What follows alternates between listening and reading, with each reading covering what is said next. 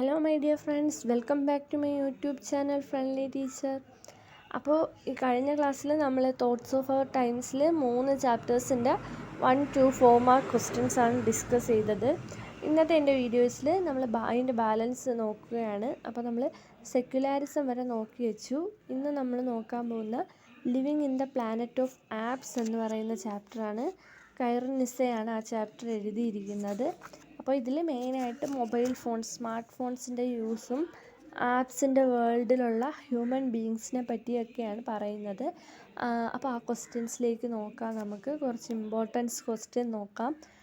പിന്നെ നിങ്ങളൊരു കാര്യം ഓർത്ത് വെച്ചിരിക്കണം, ഈ ചാപ്റ്ററിൽ ഗിസ്മോ എന്ന് ഓദർ പറയുന്നത് സ്മാർട്ട് ഫോണിനെ പറ്റിയാണ്. അതുപോലെ തന്നെ ഓദറിൻ്റെ ഹസ്ബൻഡ് ഒരു റിലക്റ്റൻറ്റ് സ്മാർട്ട് ഫോൺ യൂസറാണ്.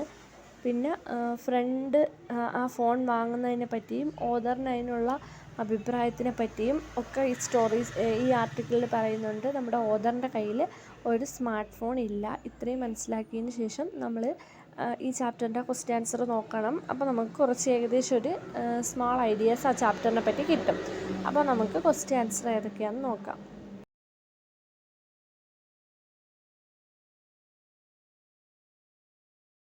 ഈ ചാപ്റ്ററും വളരെ കൺഫ്യൂഷനൊന്നും നിറയ്ക്കുന്ന ചാപ്റ്റർ അല്ല. മൊബൈൽ ഫോണിൻ്റെ യൂസിനെ പറ്റിയൊക്കെ നമ്മൾ സ്ഥിരം കേൾക്കുന്ന കുറച്ച് കാര്യങ്ങളാണ് ഇതിൽ പറയുന്നത്. അപ്പോൾ ഈ ഓദറിൻ്റെ ഒരു പോയിൻ്റ് ഓഫ് വ്യൂവിൽ തന്നെ നമ്മൾ ഈ ചാപ്റ്ററിൽ നിന്ന് വരുന്ന ക്വസ്റ്റ്യൻ ആൻസേഴ്സൊക്കെ അറ്റൻഡ് ചെയ്യണം. എസ്സേ ക്വസ്റ്റ്യൻസും അതുപോലെ തന്നെ അറ്റൻഡ് ചെയ്യണം. എസ്സേ ചോദിക്കുന്നതിനേക്കാൾ കൂടുതൽ 2-4 മാർക്ക് ക്വസ്റ്റ്യൻസാണ് ഈ ചാപ്റ്ററിൽ നിന്ന് നമുക്ക് പ്രതീക്ഷിക്കാവുന്നത്. അപ്പോൾ നമുക്കിനി നെക്സ്റ്റ് 5th ചാപ്റ്ററിലെ ക്വസ്റ്റ്യൻ ആൻസർ നോക്കാം. Universal declaration of human rights എന്നാണ് 5th ചാപ്റ്ററിൻ്റെ നെയിം. അത് ലീ ലെവിൻ എന്ന് പറയുന്ന ഓദറാണ് എഴുതിയിട്ടുള്ളത്. ഈ ചാപ്റ്റർ കുറച്ച് കൺഫ്യൂഷനുള്ള ഒരു ചാപ്റ്ററാണ്. കുറച്ച് ഇയേഴ്സും കാര്യങ്ങളൊക്കെ നമ്മൾ പഠിച്ചിരിക്കേണ്ടതുണ്ട്. അതുപോലെ തന്നെ ഇതിൽ ഹ്യൂമൻ റൈറ്റ്സിനെ പറ്റി പറയുന്നുണ്ട്. ഫസ്റ്റ് വേൾഡ് വാറിനെ പറ്റിയും സെക്കൻഡ് വേൾഡ് വാറിലുണ്ടാകുന്ന വയലൻസിനെ പറ്റി പറയുന്നുണ്ട്. അപ്പോൾ dignity and equality of human ബീയിങ്സിനെ പറ്റിയും അവരുടെ ആ ഹ്യൂമൻ ബീയിങ്സിൻ്റെ റൈറ്റ്സ് നിലനിർത്തുന്നതിന് വേണ്ടി പറ്റിയൊക്കെയാണ് ഈ ചാപ്റ്റർ പറയുന്നത്. പിന്നെ ഇതിൽ UN ഫോർമേഷനെ പറ്റിയൊക്കെ പറയുന്നുണ്ട്. പിന്നെ ഹ്യൂമൻ റൈറ്റ്സിനെ 3ആയി ക്ലാസിഫൈ ചെയ്യുന്നുണ്ടെന്ന് പറയുന്നുണ്ട്. 2ആയിട്ട് ക്ലാസിഫൈ ചെയ്യുന്നുണ്ടെന്ന് പറയുന്നുണ്ട്. സിവിൽ ആൻഡ് പൊളിറ്റിക്കൽ റൈറ്റ്സും economic and social and cultural റൈറ്റ്സും.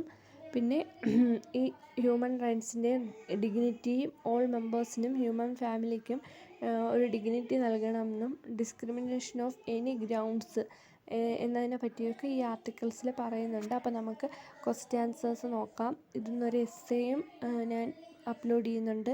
കാരണം എസ്സേ വായിച്ച് നോക്കുമ്പോൾ നമുക്ക് കുറേ മാർക്കിനുള്ള ക്വസ്റ്റ്യൻസ് കിട്ടും. ഇതിൽ മെയിനായിട്ട് 4 മാർക്ക് ക്വസ്റ്റ്യൻസാണ് വരാൻ ചാൻസ് ഉള്ളത്. അപ്പോൾ കുറച്ച് ഇമ്പോർട്ടൻ്റ് ഉള്ള ചാപ്റ്ററുമാണ്, നല്ല കൺഫ്യൂഷനുള്ളൊരു ചാപ്റ്ററാണ്. അപ്പം 4 മാർക്ക് ക്വസ്റ്റ്യൻസ് കൂടുതൽ ഈ ചാപ്റ്ററിൽ നിന്ന് ചോദിക്കും. അതുപോലെ ഈ ചാപ്റ്ററിൽ നിന്ന് ചോദിക്കുന്ന നമ്മൾ ഈ ചാപ്റ്റേഴ്സ് കുറച്ച് വേർഡ്സൊക്കെ ആൻസർ എഴുതേണ്ടി വരും.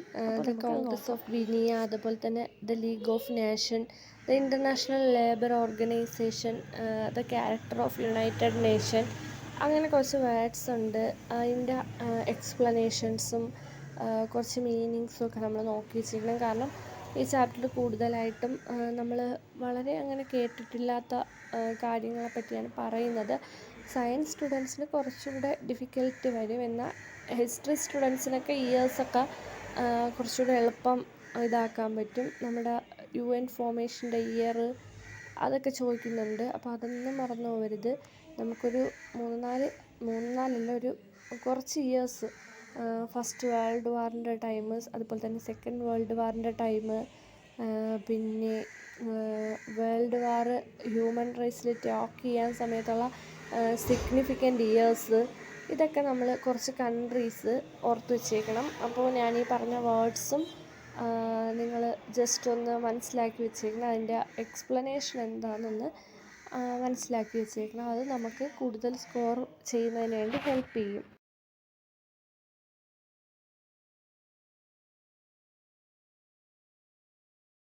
ഓരോ ചാപ്റ്റേഴ്സിൻ്റെ എസ്സേസ് പഠിക്കുന്നതായിരിക്കും കൂടുതൽ എളുപ്പം. അപ്പോൾ നമുക്ക് എല്ലാ ക്വസ്റ്റ്യൻ ആൻസേഴ്സും നമുക്ക് സ്കോർ ചെയ്യാൻ സാധിക്കും.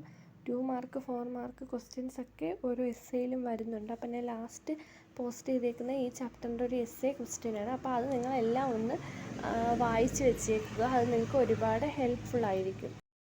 ഇനി നമ്മൾ നെക്സ്റ്റ് നോക്കുന്ന ചാപ്റ്റർ 6th ചാപ്റ്റർ ആയിട്ടുള്ള India's woman the mixed truth ആണ്. അമർത്യ സെന്നിൻ്റെ ഇതെന്ന് പറയുന്നത് വെരി വെരി ഇമ്പോർട്ടൻറ്റ് ചാപ്റ്ററാണ്.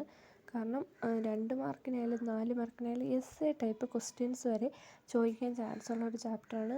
കാരണം അത്രയ്ക്ക് ഇമ്പോർട്ടൻ്റ് ആയിട്ടുള്ള ഒരു ചാപ്റ്ററാണ്.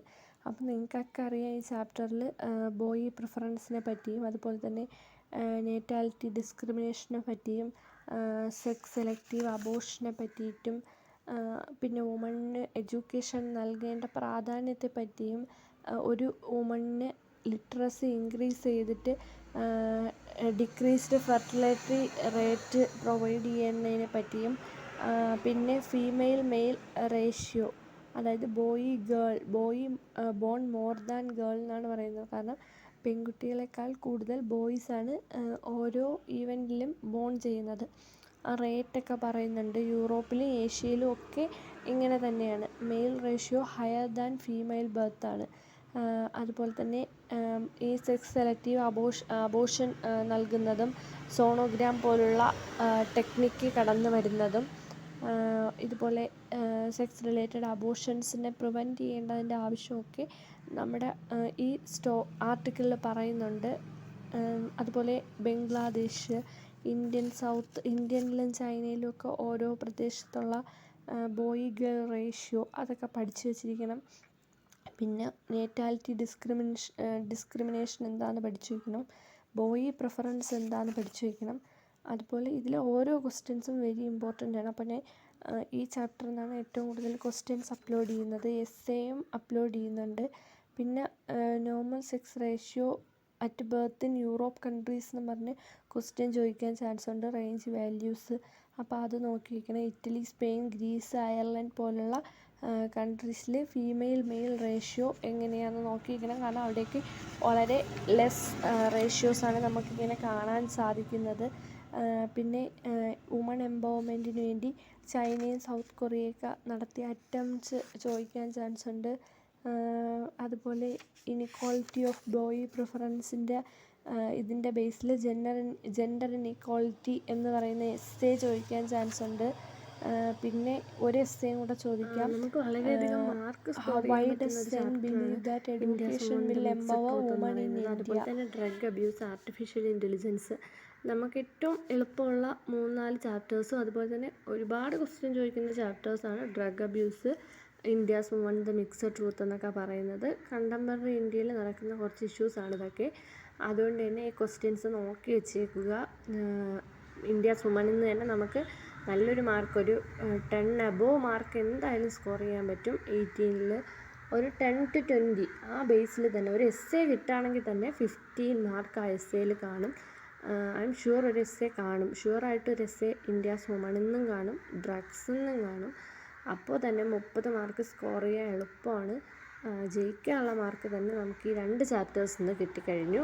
അപ്പം നന്നായി പഠിക്കുക. നെക്സ്റ്റ് ചാപ്റ്റേഴ്സ് അടുത്ത വീഡിയോയിൽ ചെയ്യുന്നതായിരിക്കും.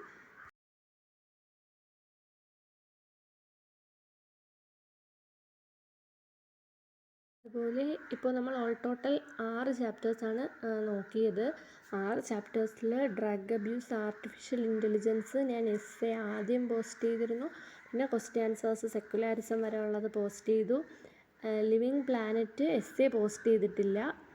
Universal declaration of human rights ഈ വീഡിയോസിൽ തന്നെ എസ്സേ, ഇന്ത്യാസ് വുമണിൻ്റെ എസ്സേ മിക്സ് ചെയ്താണ് വരുന്നത്. അപ്പോൾ നോക്കുക. ഇനി നമുക്ക് 2 ചാപ്റ്റേഴ്സ് മാത്രമേ ഉള്ളൂ. ഏജിങ് ഇൻ ഇന്ത്യയും അതുപോലെ തന്നെ ഗ്ലോബലൈസേഷൻ ഓഫ് ഇനിക്വാളിറ്റിയും. 2 ചാപ്റ്ററും കുറച്ച് ടഫാണ്. അതാണ് ആ 2 ചാപ്റ്റേഴ്സ് ഞാൻ